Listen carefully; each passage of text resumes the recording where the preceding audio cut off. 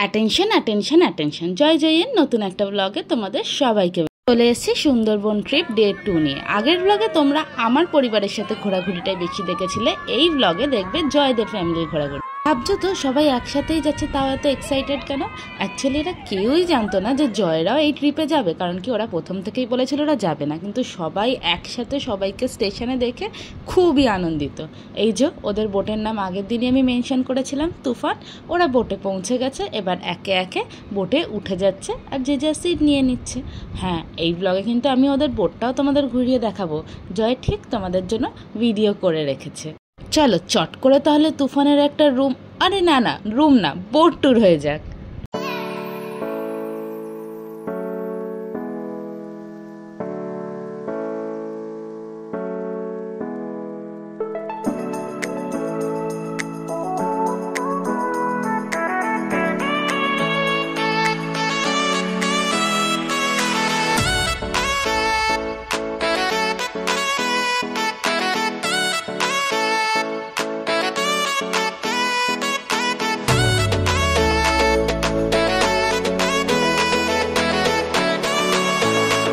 আগের ভিডিওতে তোমাদের ঠিক বলিনি বলো?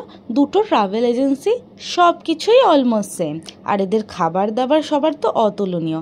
ওরাও সেকেন্ড দিনকে বোটে উঠেই হাতে ব্রেকফাস্ট পেয়ে গেছিলো আর এগিয়ে চলেছিল ওদের ফার্স্ট ডেস্টিনেশনের দিকে। ফার্স্ট ডেস্টিনেশন ছিল সুদর্ণখালি। সুদর্ণখালির এন্ট্রান্সে আমরা দেখতে পেয়ে গেছিলাম একটা আশ্চর্যজনক জিনিস, লাল নীল হলুদ কাঁকড়া। কি ছোট্ট ছোট্ট আর কি অপূর্ব দেখতে। আমরা সাধারণত যেই কাঁকড়াগুলো দেখি সেইগুলোর দুটো করে দাঁড় থাকে, কিন্তু এই কাঁকড়াগুলোর শুধু একটা করেই দাঁড়।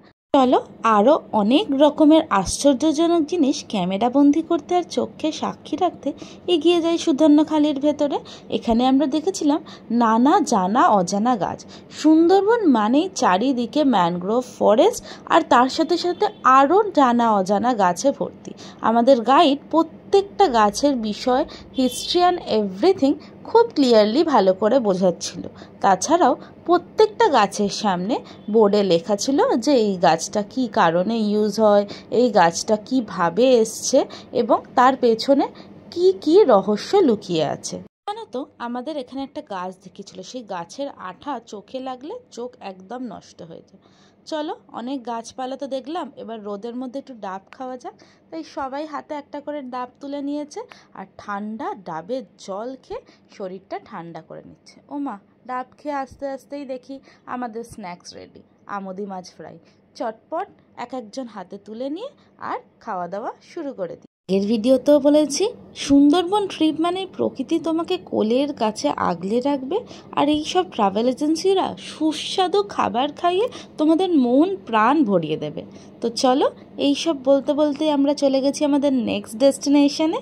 আমাদের নেক্সট ডেস্টিনেশন হচ্ছে বাকি ক্যাম্প। এটা বেসিক্যালি জঙ্গলের মধ্যে দিয়ে তৈরি করা একটা বড় টানেলের মতো রাস্তা, যেখানে হেঁটে যাওয়ার সময় দুপাশের ঘন জঙ্গল দেখা যায়, আর তার মাঝে যদি কোনো জন্তু জানোয়ার তোমার কপাল ভালো থাকে তাহলে অবশ্যই দেখতে পাবে। এখানে একটা মজার বিষয় খুবই হয়, ম্যাক্সিমাম গাইডরাই বলে ওই যে পায়ের ছাপগুলো দেখা যাচ্ছে হেঁটে গেছে, ওই নিশ্চয়ই কিছুক্ষণ আগে একটা বাঘ কিংবা কেউ হেঁটে এখান থেকে গেছে। কিন্তু আদপে কে গেছে, কখন গেছে, কোনো গ্যারেন্টি নেই। চলো ঘুরে বেরিয়ে আবার আমরা খাওয়া দাওয়াতে ফিরে আসি। আর যেমনটি দেখতে পাচ্ছ, জয়দের সেকেন্ড দিনের লাঞ্চে ছিল ভাত, ডাল, আলু ভাজা, এক রকমের সবজি, চিংড়ি মালাইকারি আর কাতলা কালিয়া। ও হ্যাঁ, আর যারা ভেজ খাবে তাদের জন্য কিন্তু পনিরেরও ব্যবস্থা ছিল। দেখে তো বুঝতেই পারছো খাবারগুলো কতটা ইয়াম্মি হয়েছে। এরা যেদিন এই সাইডগুলো ঘুরতে গেছিল সেদিন প্রচণ্ড জোয়ার থাকার কারণে 5টা নদীর মিলনের জায়গায় প্রচণ্ড ঢেউ হচ্ছিল। আর চলো ওদের মুখেই শুনে নি কেমন লাগছিল ওদের ঘুরে। কেমন লাগছে মা?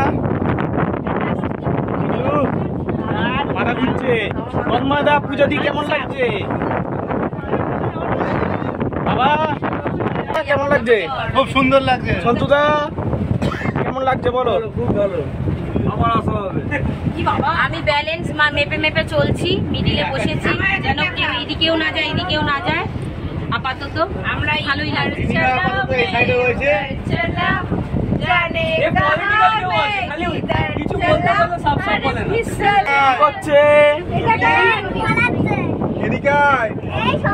ইধার উধার চলতে চলতে ওরা কিন্তু দেখতে পেয়ে গেছিল কি সুন্দর হরিণ জঙ্গলের ভেতরে। আমরা কিন্তু কিছুই দেখতে পাইনি, যতবারই চেষ্টা করেছি শুধু বাঁদর আর কুকুর এইসবই দেখতে পেয়েছি। আর এইটা দেখো কিভাবে বোটটা আটকে গেছে এই জোয়ার ভাটার চক্করে। আর এই দেখো বাঘ মামা নাকি, ওই দেখো কিরম জল থেকে উঠছে, কি আশ্চর্য না, কতটা লাকি ওরা। আমি তো কিছুই দেখতে পেলাম না, সারাক্ষণ হাঁ করে বসে থাকলাম। কে কে ধরতে পেরেছে বলো তো, এটা এডিটেড। হরিণটা সত্যি হলো, বাঘটা কিন্তু এডিটেড। চলো এবার সন্ধ্যে স্ন্যাক্স চলে এসছে। স্ন্যাক্স থাকার সত্ত্বেও ওরা আবার পাশের দোকান থেকে এই কাকিমার থেকে কী সব চপ খেয়েছে। আর স্ন্যাক্স খেয়ে সবাই মিলে বেরিয়ে পড়েছিল সন্ধেবেলা একটু কেনাকাটি করতে। এই দিনকে কিন্তু আমারও জয়দের সাথে দেখা হয়েছিল সন্ধেবেলা এই মার্কেটেই। আমাদের তো আগেই বলেছি একই জায়গা হলো, আমাদের দুজনেরই ট্রাভেল এজেন্সি আলাদা আর হোটেলের মধ্যে ডিস্টেন্স ছিল প্রায় 950 মিটার্স। তো তাই একদিন দেখা তো করা যেতেই পারে। আর এই দেখো ওখানেও কিন্তু তার ডিউটি হলিনি, ছাড়তে যাচ্ছে আমাকে হোটেলে ভ্যানে চেপে। যেমনটি তোমাদের বলেছিলাম আজ দেখাবো জয়দের হোটেলের ঝুমুর নাচ, আর তোমরা অনেক বেশি মজা পাবে। দেখো জামাইবাবু আর দিদি কেমন ওদের সাথে মিলিয়ে মিলিয়ে ডান্ডিয়া নাচ করছে। আর এদিকে পুচকেটা মুনাই এরা সবাই কি সুন্দর সবাই একসাথে মজা করেছে। বলেছিলাম না আমাদের হোটেলের থেকে ওদের এই নাচগুলো দেখলে তোমরা আরো অনেক বেশি মজা পাবে।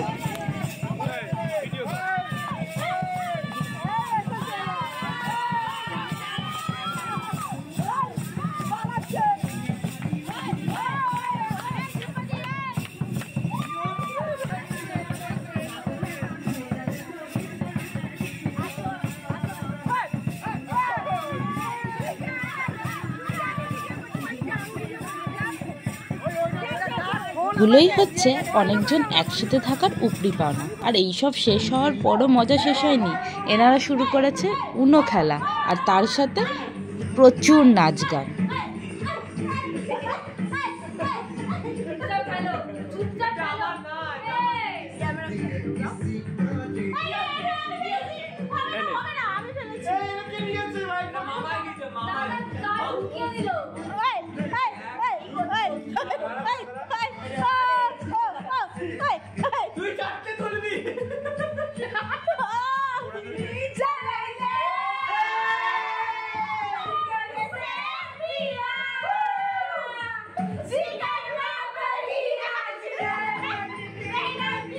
হুজ্জুদি হয়েছে, পেয়ে গেছে জোর খিদে। দেখো রাতের ডিনারে ছিল রুটি তরকারি মাটন, আর যারা ভাত খেতে চাইবে তাদের জন্য ভাত ডাল মাটন। আশা করছি তোমরা এই ভিডিওটা খুব এনজয় করবে। এখানেই শেষ করছি, টাটা বাই।